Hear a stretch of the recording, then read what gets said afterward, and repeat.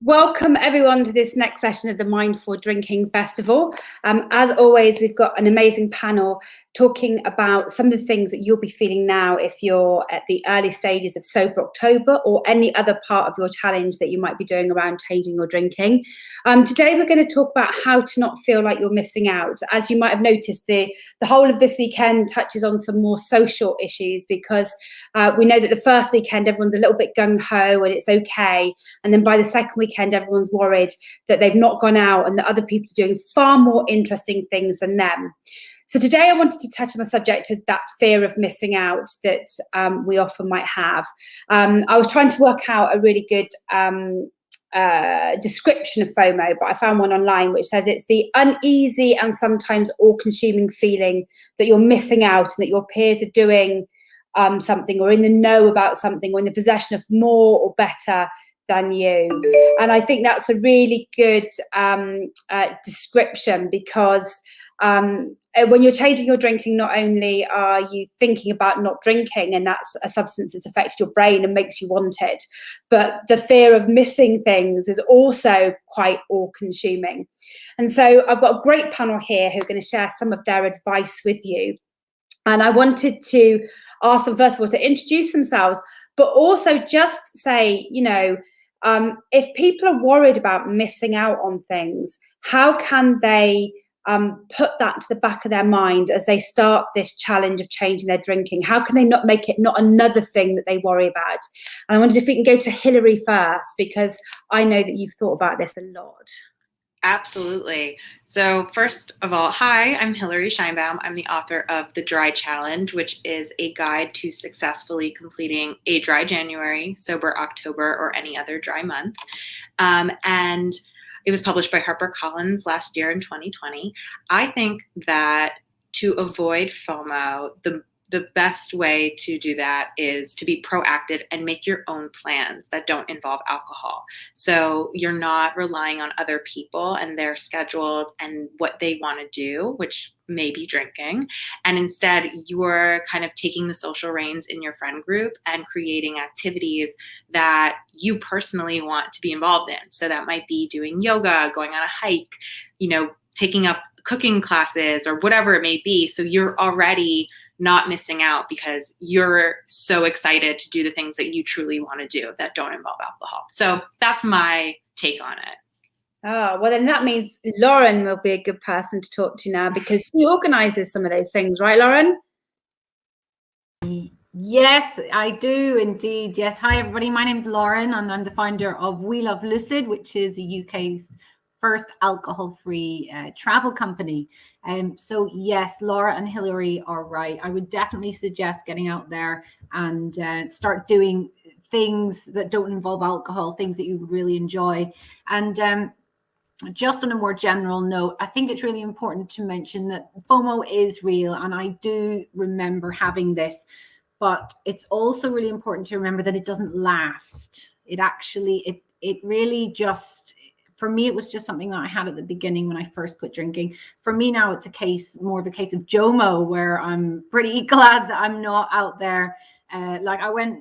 I don't go out that much in the nights as much. Well, many people still do continue those kind of things at night, but I like to spend my time doing really cool things during the day. But last night in Edinburgh, I went out for the first time in ages, and I was just so glad to get back in. It was, it was just messy and, people sort of, anyway, if you're used to that, I understand how you might miss that. But once you get out there and start doing new things, going on your first travel experience without alcohol, yes, that's going to be scary at the beginning, but the more times you do that, the more positive memories you're going to have, and you're not going to have as much FOMO.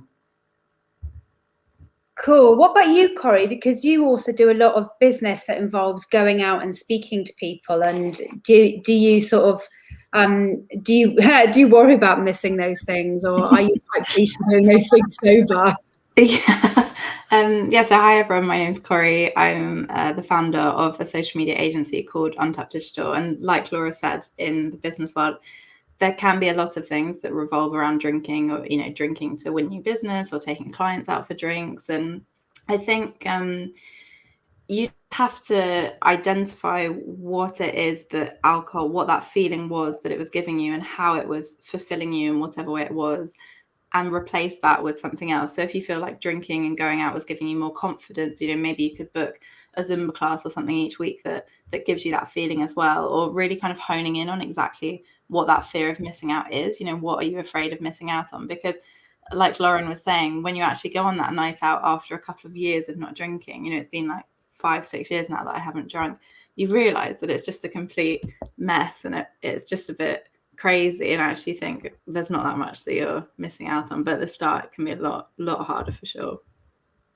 Michael, do you think that's also, do you think it's possible to reassure people that they won't miss out, or?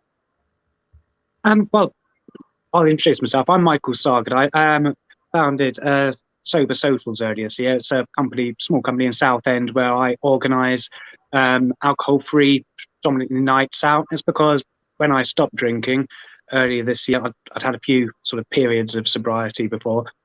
One of the things I struggled with was actually maintaining an active social life. I'd stop drinking alcohol, but I'd do all the things that I always used to do, like going to the pub, just drink Coke or whatever. And I found that I wasn't having a great time. So I stopped going to the pub and said, well, what do? I don't want to stay home every Friday and Saturday night whilst all my friends are out. So I started organising some activities of my own that didn't involve alcohol, and found that I've got, each week about 30 to 40 people who come out, watch some live music, and it's all booze free, so there's never any drama. So I find the experience of going out with a lot of people who aren't drinking is completely different to going out with people who are drinking and being the only sober person, which is a bit like being the nominated driver on a messy night out, which no one ever enjoys, because you have to herd everyone together, you're responsible for them, and you're not at the same level. So I think what a few things I would suggest is, if you are going on a challenge, I think it's very much reiterating what others have said, plan for it. Don't just expect to have a great time if you're actually doing everything the same as what you'd usually do. Make more of the daytimes that you're actually reclaiming by not having hangovers and nursing yourself. Get up early, go to bed earlier, and do things that you wouldn't ordinarily do.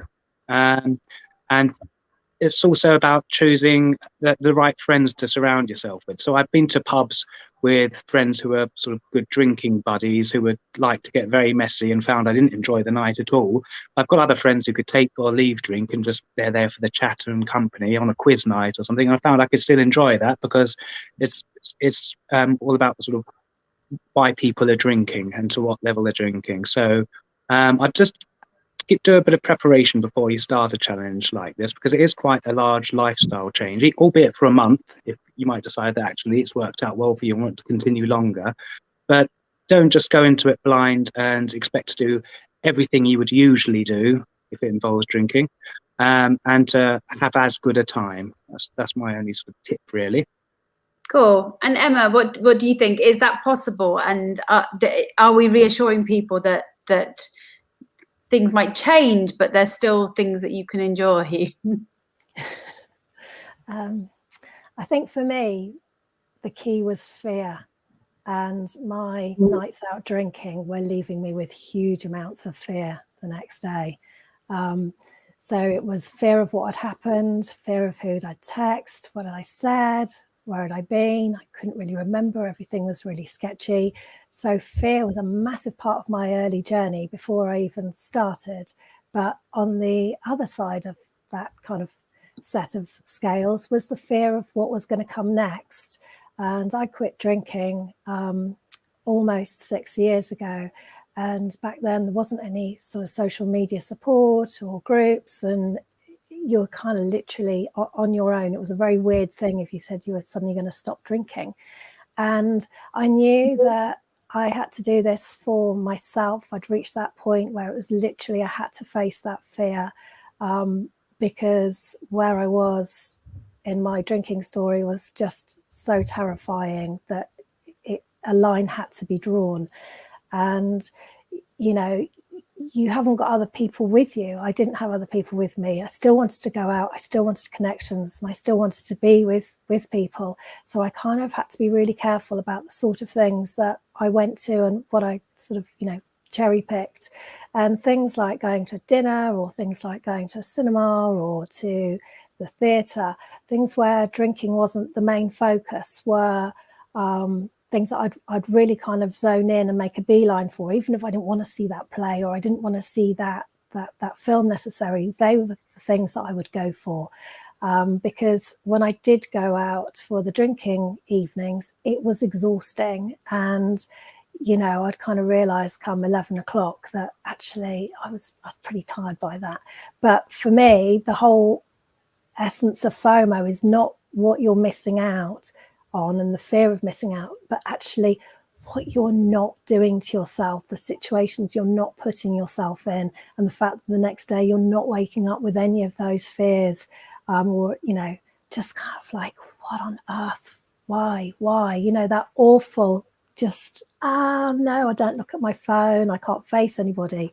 So, you know, like, yeah, it can be hard, you're missing out on the partying, but actually that was a small price to pay for having, you know, none of that mental anguish. So, yeah. Emma, I didn't let you say who you were, so you can Oh, sorry. It's all right.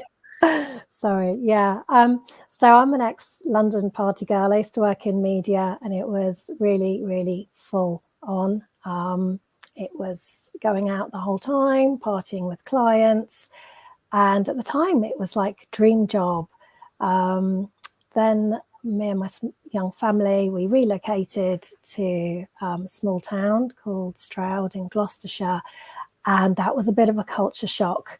Part of the small town, the fear, you know, you didn't have any of the anonymity. So it was pretty scary. It's like, oh my goodness, I could be tracked here. This is a bit scary. And, you know, things that I wanted to do, I didn't feel I could do because I had so much shame attached to going out and having fun. So, you know, moving here kind of saved me, because it was the start of where things really, you know, started to go positively for me, and things started to change. And I've been blogging about sobriety now for the last few years, and like a pretty new part of my journey has been to get really on board with making alcohol-free drinks and cocktails. And I think, you know, to people who are at the start of their journey, it's such an important thing to say to you that your journey changes. Like at the moment, you might feel a little bit of fear about where it's heading, but if you don't quit or get on board with the sober bus, then your drinking could just be heading in an out of control night bus, waking up several stops beyond direction. And actually the beauty of sobriety is that it just keeps evolving and growing in a really, really beautiful manner, rather than your life contracting in a fearful, out of control. It does. And actually, if I think about the themes that you've all picked up, there's a really early one, which is there something about being honest with yourself about have you really been missing out all along because you're not fully present for the events that you're at, and what you've been really doing is chasing the booze. So I would talk about the fact that I used to go out lots. I don't remember most of those occasions, and also I mostly chose those occasions because they were alcohol fueled, and therefore I was picking occasions not for great joy, but for the fact that it would justify me allowing me to drink. So is there some real honesty we need to do? And did anybody here do any big honest reflection, or can talk about big honest reflection as a start of a process? Hilary? I don't know if it was so much a reflection at the start of the process, because for me, initially, when I first did my initial dry January, it started off as a bet. And at the time, similar to Emma, I was a red carpet reporter in New York City and going to a lot of Hollywood parties and, being single in New York and going on dates and having drinks and attending, friendly get-togethers and things of that nature. So I think initially my thought process was I would not be able to complete a dry month simply because also I was writing about food and beverage at the time. So it was my literal job.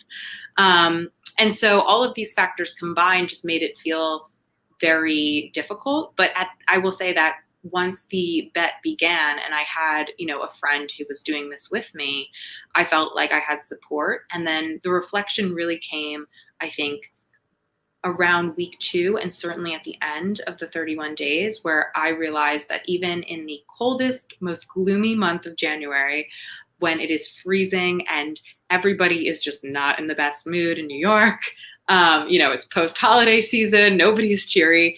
And I felt so much better about everything. My energy was better. My skin looked better.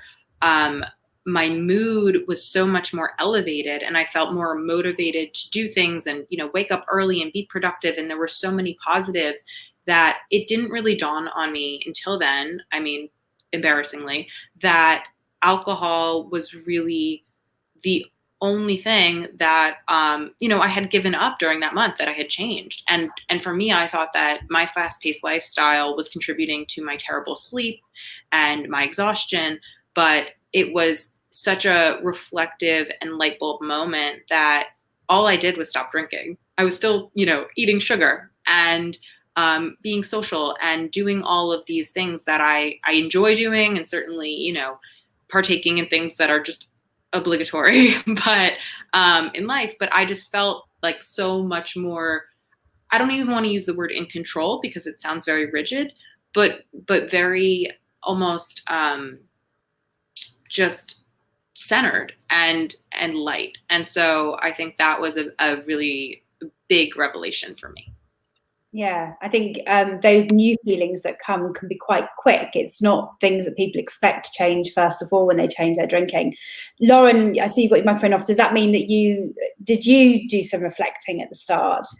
Yes, definitely. I mean, I think we're all guilty of telling ourselves stories to justify our behavior. Definitely, I used to say that I used to love partying so much just because it was fun, and why can I not have fun? And anybody that didn't do it or didn't like it was just trying to stop me having fun. And yeah, it actually pretty soon after I quit, it became clear the reasons why I stopped drinking. And for most people, it does, go back to, various different reasons. For me, I just didn't like who I was. And so many years before that, I started drinking and taking recreational drugs so that I didn't have to be that person. And it just sort of snowballed from there. And then there's implications from your drinking, and then it's like chicken or egg kind of thing. But yeah, definitely. And I think it's actually a really beneficial thing.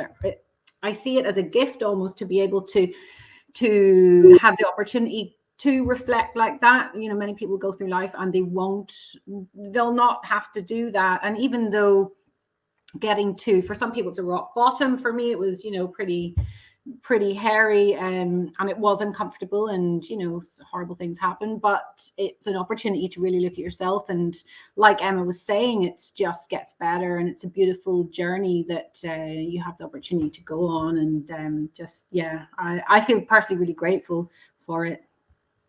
Yeah, it's interesting because I always describe that when I decided to change my drinking wasn't because I'd hit a rock bottom, but because I was boring myself.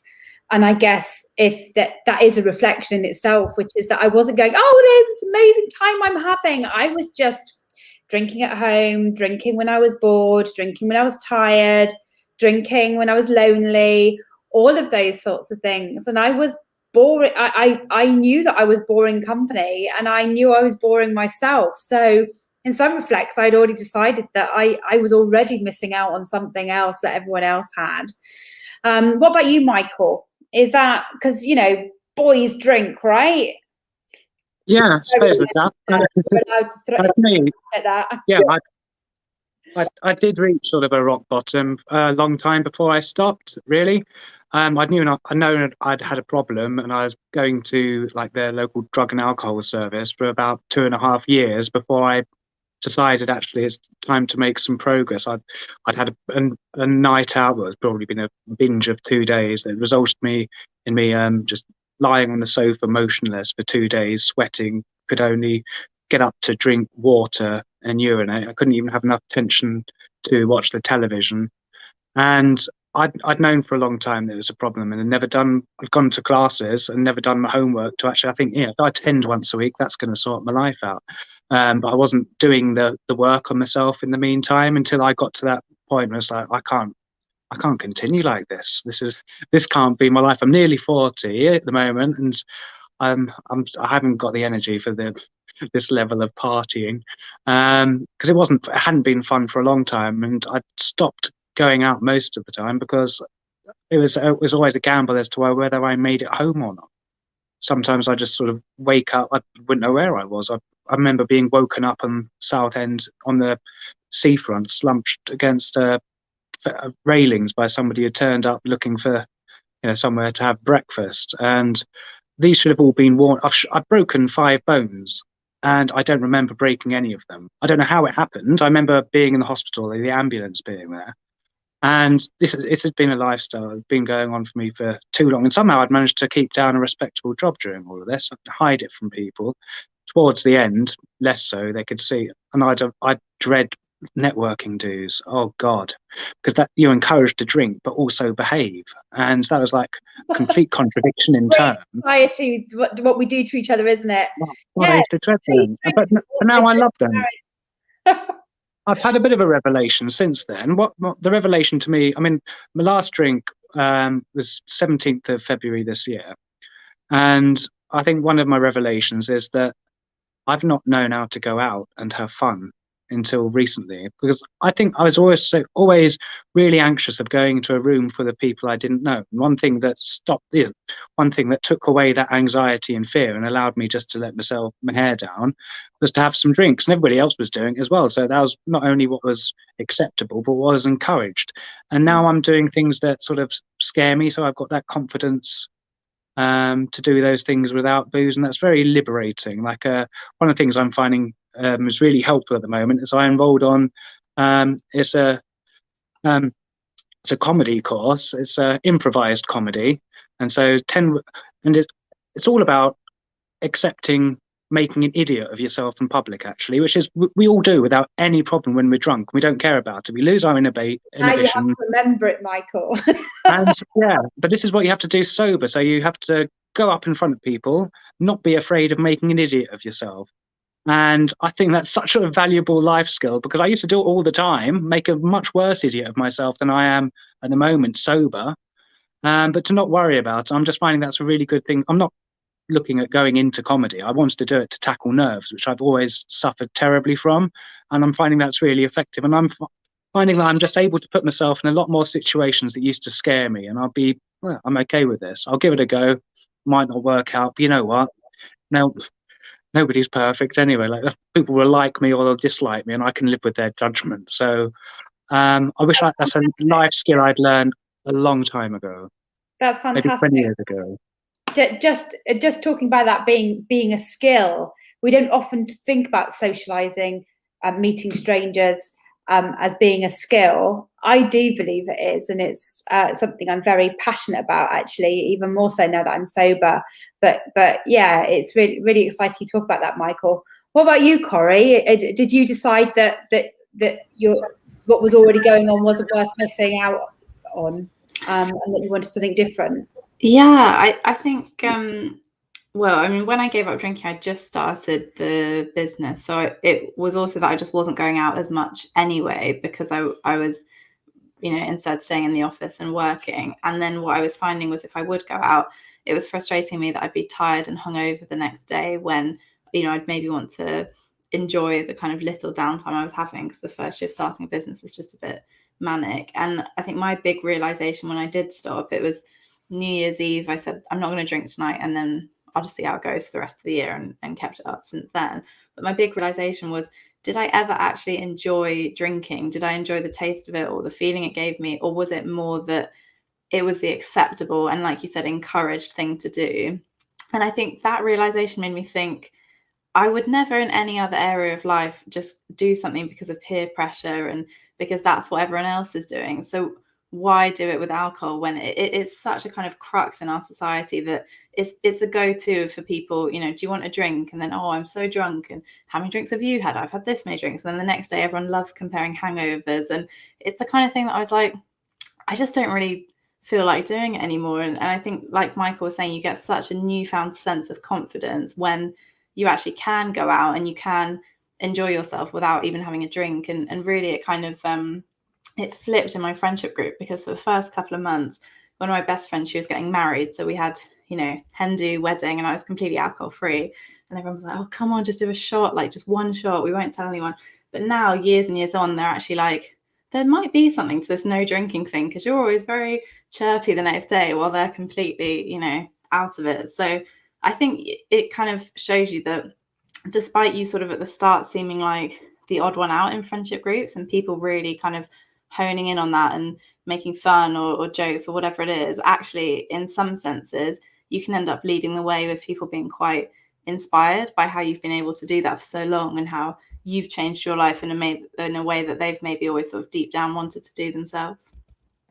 And Corri, you also talk about a very important thing, which is you set up a business, and you know you'd made a decision about your life in terms of your career, and that was really important to you. And things could have turned out slightly differently, right, if you hadn't have had the energy to concentrate on your business? Yeah, completely. I think, you know, if you go out on a Friday and then on a Saturday too, you're still not feeling great by the Monday. And it just means that you're never completely clear-headed. Or, you know, if you go out in the week, then you're slower the next morning. And I think it just meant that I was so much more focused on the business and just had more time to think about it. And that became, you know, something that I would pour energy into, which is much more productive than just pouring a drink or, you know, pouring energy into your night out. If I'm really honest with myself, what I missed most of when I was drinking was my potential. That's what I missed out on the most, having, you know, had quite a successful political career. I can't believe I managed to get as far as I did, but I could have, so much more could have happened. And so sometimes it's not about what's happening in the here and now, it's what could be in your life. And that's quite interesting as well. And Emma, you made a big move, so you know you had the potential to make or break the move away from the big city. Yeah, looking back, I didn't really overthink it. I just did it, and I think that's a bit like drinking alcohol. You don't overthink it; you just do it, and it's just a rite of passage. So it wasn't really something that I thought about. And those conversations weren't really happening back then. But when I moved here, I had two small children. They both weren't quite at primary school. And they're close together in age. And I was exhausted. I was absolutely exhausted. And previously, before having children, my drinking had been about going out with friends and socialising. And actually, when you've got two small babies at home, it becomes about surviving the day, getting through it, and having a glass of wine, and then maybe having another one when you're eating the leftover fish fingers and potato waffles and peas or whatever. And I was finding that I wasn't really finding motherhood what I expected. I wasn't feeling fulfilled by it. I was feeling pretty bored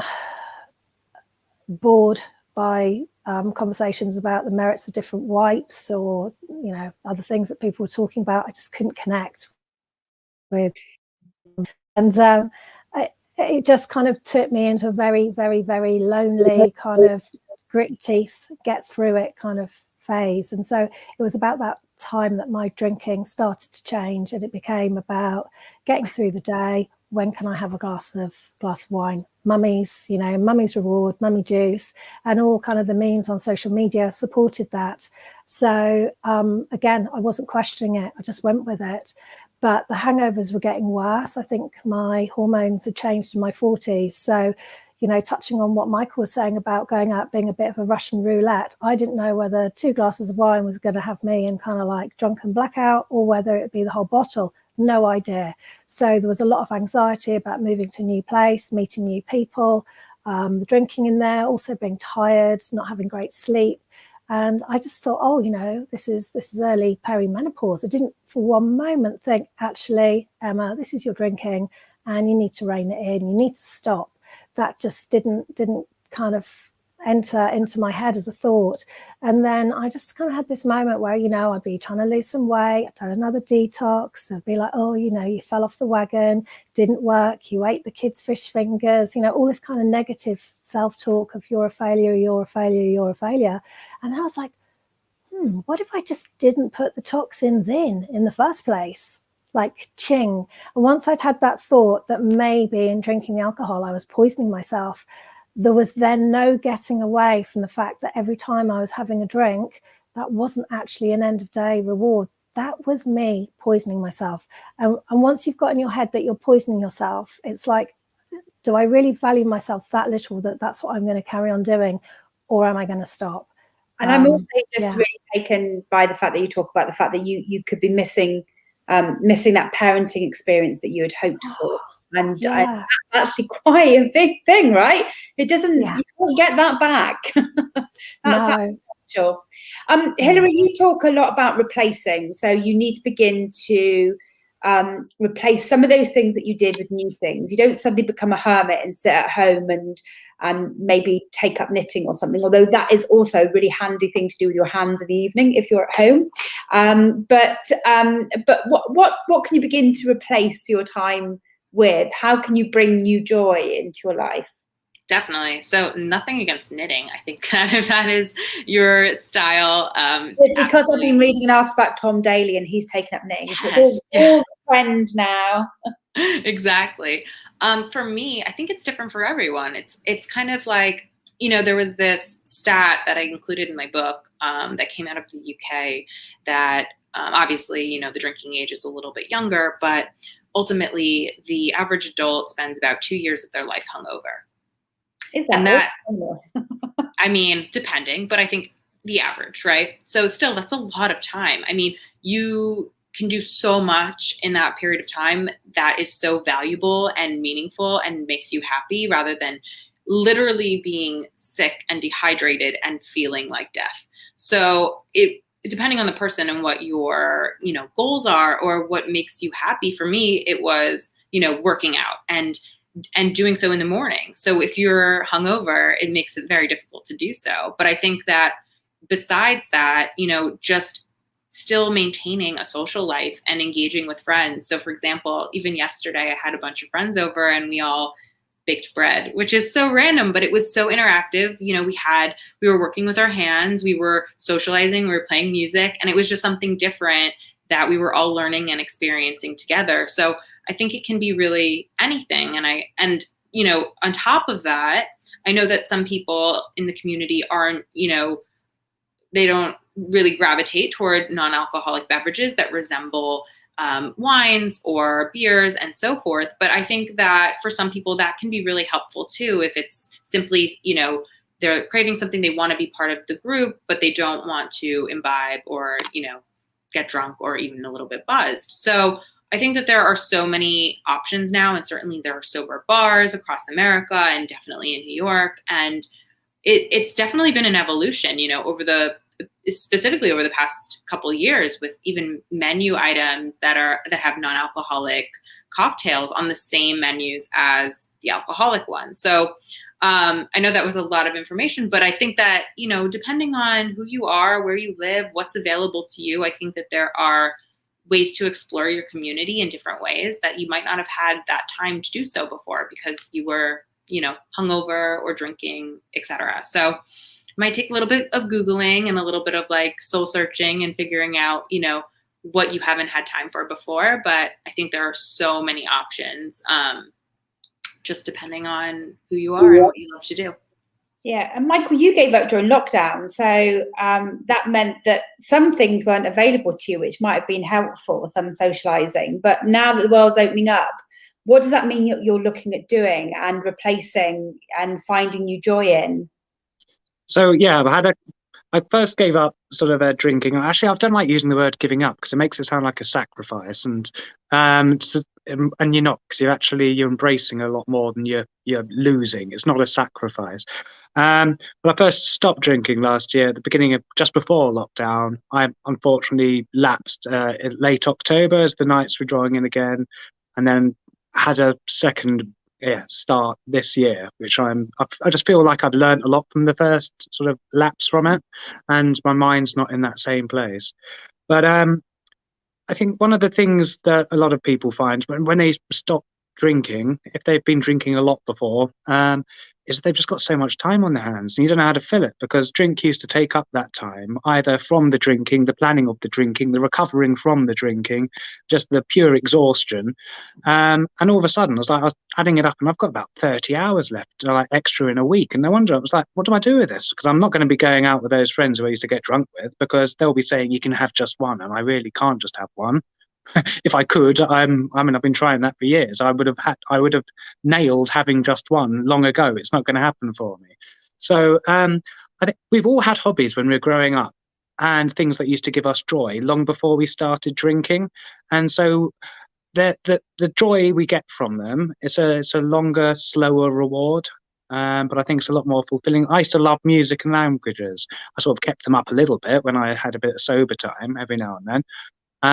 But I still love music. I'm in an orchestra. I actually get to do a bit of practice as well, not only just turning up once a week for the rehearsal, but I can do some. And I didn't. We had our first rehearsal a few weeks ago, about 3 weeks ago, the first one since before lockdown. And the conductor there goes, "Michael, have you been practicing a lot over lockdown?" I said, "Well, I haven't picked the instrument up once actually." He goes, "You just, whatever you're doing, keep it up because it's working." And I was thinking, well, the reason I'm better is because I'm more confident, because I'm not worried about making mistakes. If they happen, they happen. And B, I'm not feeling rough and my head is clear. So if I'm actually better at playing this instrument after a year and a half of not having practiced at all, it's because I'm not drinking and my mind's working better. And I enjoy it more as a result, because if you're constantly sort of, you're not making a success of things, it can sort of, I sometimes feel a bit down thinking that rehearsal was a bit rough. I'm not getting better at all. And so, yeah, the music for me has been great. Organising these events for me has been great as well, because I get to see comedy and hear other musicians, and I keep busy all the time. And I know so many people now that I didn't know just a few months ago, and they're all people who want the same sort of thing as me. They want to socialise. They don't want to be doing it drunk. And I don't think my social life's been better. And so if you are struggling to, what do I do with my time? One other thing I'd like to suggest is that if you can't find what you're looking for, you can, how about setting something up yourself? I've just rent venues on a Saturday night, just small pop-up venues, run a bar, get some musicians along. And if anybody wanted to do that, because in Southend there was nothing available after 6 that wasn't a pub really, or the cinema. So if there's not something available, is there somewhere you can rent? Is there a cafe you can speak to who would stay open beyond 6? And if you wanted some tips and pointers, I'd be more than happy to share what I've learned from the process. Absolutely, and do it yourself. I like the idea that not drinking is like a performance enhancing technique in itself. Can't call it a performance enhancing drug because that's not what it is it? But it's performance enhancing. What about you, Corri? What do you fill your time with? What do you make new memories with? Eating, I would say, is the main thing. Because so most of the time when I was drinking was in the evening, if people would, invite me to like a bar, or then we'd go to a club afterwards. And I think once I gave up drinking, for the first year or so, I'd still try and kind of stay. I wouldn't want to disrupt the boat. So if all my friends were saying, "Oh, let's go here," I'd be like, "Okay, fine." And then you just end up having we've all had nights where you're, sober when everyone else is completely drunk. And it's just completely rubbish and not really where you want to be. So now I just tend to steer sort of friends more towards, let's go to a really nice restaurant, or let's try this new type of food, or because I think drinking is such a central point in, world culture, but definitely UK culture, but so is eating. Like everyone will get behind going and having a really good meal. So I'll tend to suggest those types of things, or look up, like I'm really lucky to live in London, so I'll look up really cool activities that friends can go and do, and spend evenings doing that. And then, you know, you had a nice time, you remember it. And if there's the option to get a drink there and people want to, then fine. But that's not the kind of, the central focus isn't just let's go and get completely drunk. So I hear from you and Michael that basically you need to become the orchestrator of a lot more of the social life that happens, and partly you've got the energy and time to do that anyway, but it also means that you can steer people towards things. And somebody on the panel the other day was saying that that's what they do. Actually, it was what the conversation I had with Millie, and Millie said all of her friends, even though they were a bit dismissive to start with, they still all talk about those occasions that she organised, the whitewater rafting, all that sort of stuff, because they remember them as well and really enjoy them. And nobody talks about the nights where everyone goes out and gets blatted and can't remember. So in some respects, she's given everybody the gift of some really great memories as well. Yeah, completely. And those are the events that are more memorable, because not only are you present and sober for it, but also when you go out and you drink, those nights are kind of the same. Like, you're living the same night again and again and again, because it's all, even if you're going to different bars or different clubs, it's like sticky floors, expensive drinks, or people are dancing for a bit and then someone's too drunk and you end up going home, and it's so repetitive. Actually, if you're doing something like whitewater rafting, great, that there's probably only a couple of times that you're going to end up doing that in your life, so it's much more unique and much more fun as well. Yeah, I saw Lauren writing down the whitewater rafting then. I bet that's on her list now, isn't it, Lauren? Go on. Well, yeah, we actually do. We do whitewater rafting and stuff like that on our trips. And I was like, oh, I didn't know that was happening. But yeah, totally. Those are the kind of things that you really remember, and you just get such a buzz. And like Michael said, it could be a different kind of buzz. What I find, depending on what kind of partier you were, I used to really love the adrenaline and things like that. So I'm quite into adventure sports now, and things that make you get the adrenaline going. And that's also an option for people. They don't realize that, and you don't have the hangover. You get to connect with other people at the same time. But yeah, definitely things like that are what we have in our We Love Lucid trips. Can you put paragliding on your list as well? Because I saw it today as I was walking and decided that I want to try that as well. So, we can do a trip on that. Yeah, it's amazing. I actually had a skydiving trip planned for earlier in the year. And then I was like, oh, goodness, I've chosen the wrong country to do this in the UK because it's weather dependent. And so, of course, I had to cancel that. But yeah, definitely for a country like Spain or something like that, those things are really cool. Paragliding is amazing because it's not as intense as skydiving, especially if you haven't jumped out or been up so high before. So you should definitely try that out. It's kind of like being a bird. Yeah, a bird, if you can imagine that. Lauren, people who go on your trips, because it's great to go on sober events because you can then meet other people. And, if I think about it now, a huge number of my friendships all come from all the different sober events I've been to over the last sort of 6 years that we've run Club Soda. Do most people come on their own? And do people make friends? Do people need to be worried about turning up to new things? It's really funny you mentioned that. To answer your first question, yes. So our trips are actually designed for solo travelers. So people that would be maybe heading off on their own, which is often the case when people start drinking, because, whether you've got a partner or not, it's very unlikely that, you're going to stop drinking the same time as one of your friends or your partner, or whatever. So people do often feel quite alone. And yes, so people come alone. And also, remember, I told you we had a trip recently in Newquay in Cornwall. And what I do is create a WhatsApp group prior to the trip, and so people can get acquainted. And often people are still chatting on it. So that was way back, in September. And, I look at my phone today and people are chatting away. They've actually gone to each other's birthday party at the weekend there. So people definitely bond. And I've mentioned this before about trying new things together with people you don't know actually creates a stronger bond. And it's to do with being vulnerable with people. So just say people are going to do paragliding together. They haven't done it before. They may be feeling a bit nervous. And it's that vulnerability that actually strengthens the bond.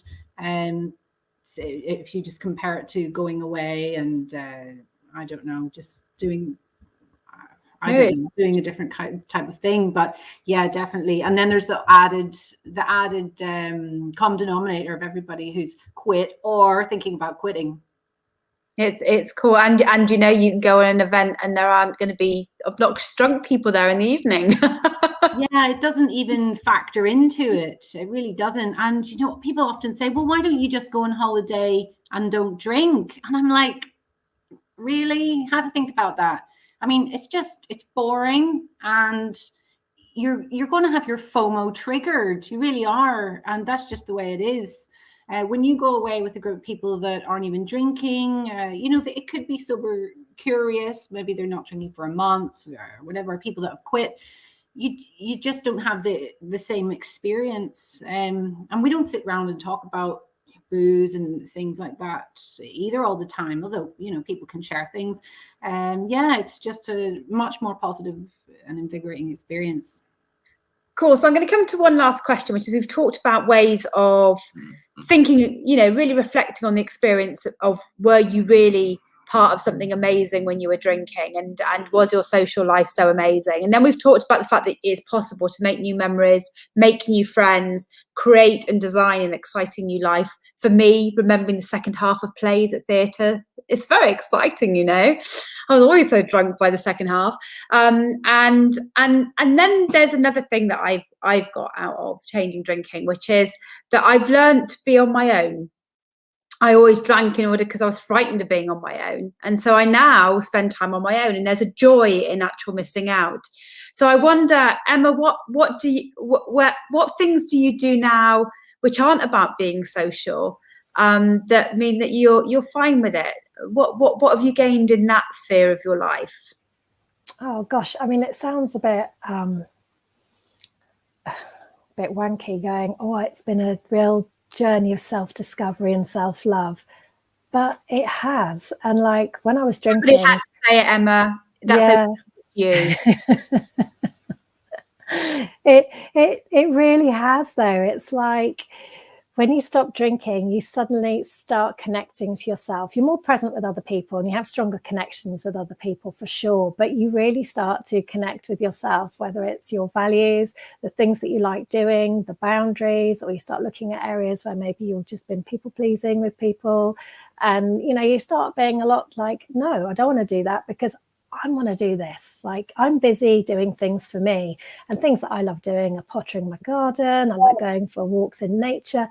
I like sewing. I like creating, you know, fiddling with bits and pieces, making things for my children, reading them books, making cakes, getting stuck in with their like homework, all the sorts of stuff that previously would have been like, oh my God, that's really inconvenient because actually I want to go off and drink. Can you just like sort yourself out, please?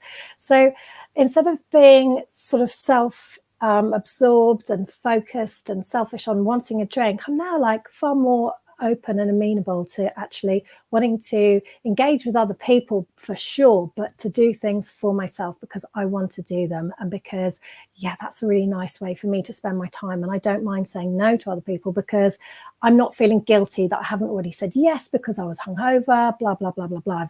I'm far better at working out my time and making sure that I'm making time for myself. And, you know, things like meditation, I previously never had that on the table before. That would have been like a waste of time. Same going for a walk. But having joy from the simple things has just been the best. And I think that when you're drinking the whole time, you can be numbing out a lot of the nastiness and the horrid things that are going on in your life.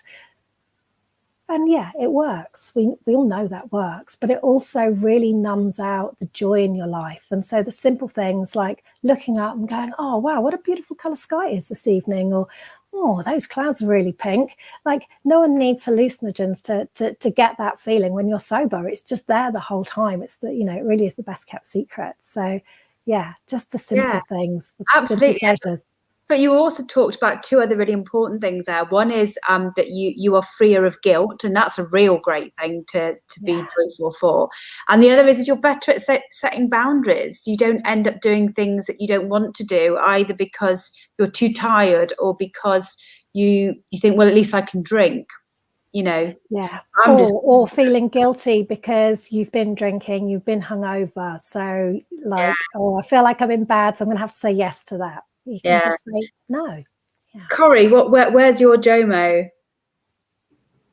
Well, firstly, I want to live at Emma's house. That sounds ideal with the walks in nature and the cake. Maybe like ditch the homework, but then I'm there. I think the kind of joy that I found from not drinking is really just feeling so much more at peace with yourself, that you don't need to have something that enhances you or makes you more fun or more confident or more interesting, that you're actually just completely fine when you walk into a room and you know, and everyone else is drinking. I'm kind of like, oh well, you know, if that's what you want to do, but you just feel so much more, I don't want to say sort of high and mighty, although sometimes when someone's completely drunk and you sort of got past that, and you do feel a bit smug sometimes, I think. But just, yeah, that feeling of just complete sort of contentment and self-satisfaction that, you know, you're good and you do have, you know, more time. And I think it just pushes you a bit to do more interesting things sometimes, that you don't just go for the default of not drinking, but, you know, you go to a paint class or exercise class or more sort of wholesome things. I think is where I'll get the joy that comes from not drinking. Cool. And Hilary, what about you?